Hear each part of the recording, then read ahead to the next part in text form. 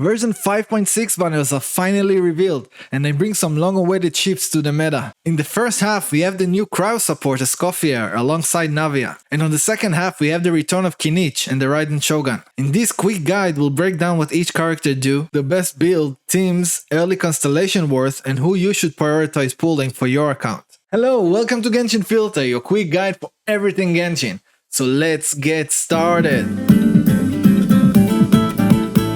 First up, we've got the new Fontaine Chef, Escoffier. She is a Cryo Pull-Arm user who is a support that shreds the enemy resistance, a sub DPS, and also a team-wide healer, which is an insane kit for just one character, and she single-handedly brings freeze teams back to the top of the meta. The way a res shred work is whenever a skill or burst hits an enemy, it reduces their Cryo and Hydro resistance, depending on how many Cryo or Hydro characters are on the team, which really incentivizes you to run her in a pure freeze teams. Her elemental skill also shoots projectiles that deal cryo damage in a small AoE. In addition to that, she provides team-wide healing the scales of attack when using her burst, and then continues to heal the active character over time, which makes her a perfect teammate for Furina. As for her build, her signature Symphonist of Sense probably will be her best in slot, or you can also go for any other offensive crit pull-arm you have. Otherwise, an ER supportive weapon can also be a good alternative. For her artifacts, you want to put her on the 4-piece Golden Troop to maximize her skill damage, and give her a standard sub-DPS main stats. Her best teams are going to be with Neuvillette, Furina and Citlali, which should actually become his new best team if you don't have his C1. She also gives Ayaka a return to power when paired with Furina and Shenhe. Running her with Furina and Yelan will create a new core that is so powerful it will carry almost any normal attacking Houndfielder. As for her constellations, I'll cover them and their values in my Escoffier filter guides once she comes out, so make sure you subscribe to get notified when that video is out.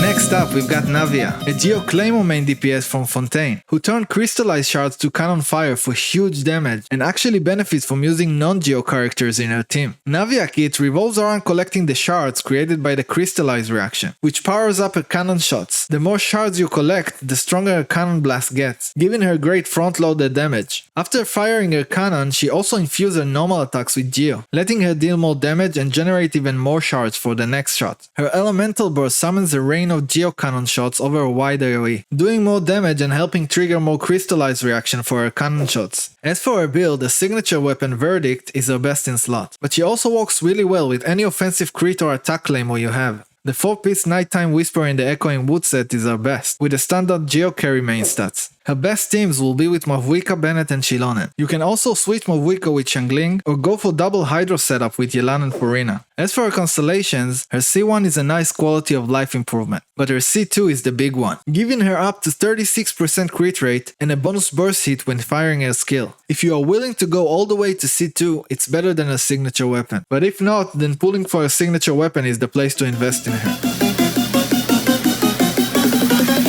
Second half, we've got Kinich, a Dendro Claymore on-field DPS from Natlan who excels in burning reaction teams. His kit revolves around his elemental skill, which enters him into the Nightl state, linking him to an enemy, which he then circles around dealing Dendro damage. While linked, hitting enemies builds up a Night Soul gauge, that once maxed, letting him unleash a powerful cannon shot, which is a major part of his damage. If the enemy is affected by burning or burgeon, it speeds up the Night Soul gain, allowing him to fire cannon shots more often, significantly boosting his overall DPS. His elemental burst summons a pixel dragon that deals AoE Dendro damage, and if used during Kanich's Night Soul state, it extends the state duration. As for his build, his signature weapon Fang of the Mountain King is his best in slot, but you can also go for any offensive crit or attack claymore you have. The 4-piece Obsidian Codex is best on him, with standard Dendro carry main stats. His best teams is with Mavuika, Jensen and Emily, but you can also switch around and use Bennett or any other off-field pyro applier, if you are using any of these units on the other side of the abyss. As for its constellations, C1 gives a big damage boost to his cannon shots and improves his movement speed, while C2 greatly increases his overall burst potential, with Dendro Red Shred and stronger AoE. If you are choosing between his signature weapon or his early constellations, C1 is considered better and gets you closer to his big C2 power spike.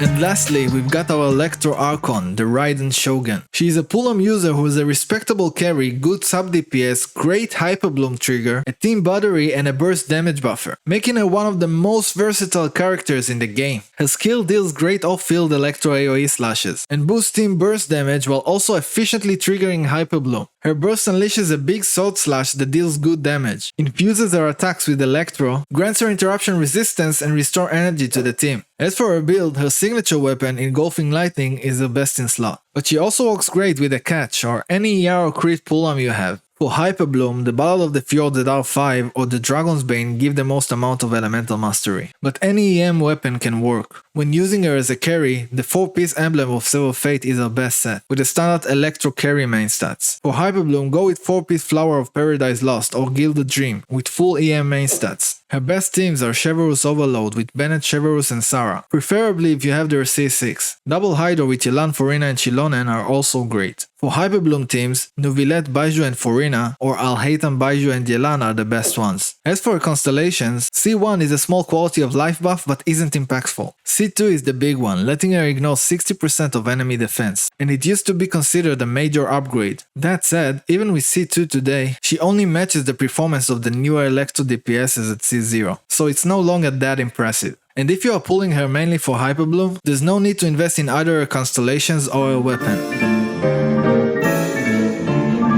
Choosing the right characters for you really comes down to two things: who you like and want, and which characters you already have on your account. If you pull for a character without the right teammates to build a good team around, they can end up feeling pretty bad to play. So I do recommend making sure you have the right characters before making this choice. That said, my first recommendation is the Escoffier. She's on a new tier of support with this insane kit. If you want to play Ayaka or plan to pull for Skirk, she's almost a must pull, as without her their team damage drops hard. If you have Yelan or Furina, you can also build a core that elevates almost any carry. Even though she's mainly designed for freeze teams, she brings enough utility to fit any team needing cryo application, damage or healing. In my eyes, that makes her one of the most valuable characters on this banner and in the game overall. Next up, it's Kinich and Navia, and again, it really depends on who you like and the characters you have. In terms of pure damage, Kinich does add this out slightly. His unique gameplay might be the reason you pull him or complete deal breaker. He also has his Spider-Man-like exploration ability in Atlan that might win you over. So if you really like him and you're invested in off-field Pyro characters like Pyro MC or Shangling,